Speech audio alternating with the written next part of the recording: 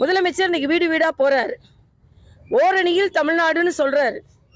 ஆனா அந்த வீட்டுக்கு போய் அந்த அம்மாட்ட கேட்டு டாஸ்மாக் கடை மூடுறேன்னு சொன்னீங்களே, மூடுனீங்களான்னு அந்த வீட்டு அம்மா கேட்டா என்ன செய்வாரு?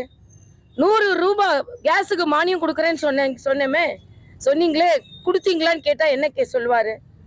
அந்த வீட்டு தம்பி கல்வி கடன் நீக்கிறேன்னு சொன்னீங்களே, செய்யலையேன்னு கேட்டா இவர் என்ன சொல்லுவாரு? அதே மாதிரி மாசம் மாசம் கரண்ட் ரீடிங்னு சொன்னீங்களே, எங்க பழைய பென்ஷன் எங்கன்னு அந்த வீட்டில் உள்ள பெரிய ஐயா கேட்டா என்ன சொல்லுவாங்க? ஆக இவங்க எதையுமே சரியா செய்யல.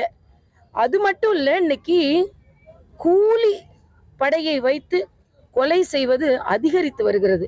இந்த அளவுக்கு பத்திரிகை திறந்த பள்ளி மாணவனை கடத்துறாங்க.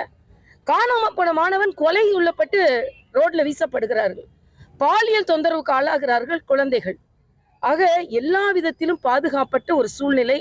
ஆனால் ஓரணியில் தமிழ்நாடு, நாங்க எல்லாம் வீடு வீடா போவோம், 30% சேர்ப்பெல்லாம் என்னமெல்லாம் அது உங்களுக்கு உதவாது.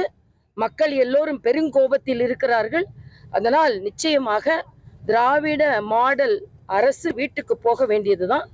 தேசிய ஜனநாயக கூட்டணி ஒற்றுமையாக நாங்கள் தேர்தலை சந்திக்க போகிறோம். அண்ணன் எடப்பாடி அவர்கள் மக்களை சந்திப்பதற்காக தமிழகம் முழுவதும் அவர்கள் சுற்றுப்பயணம் செய்கிறார்கள்.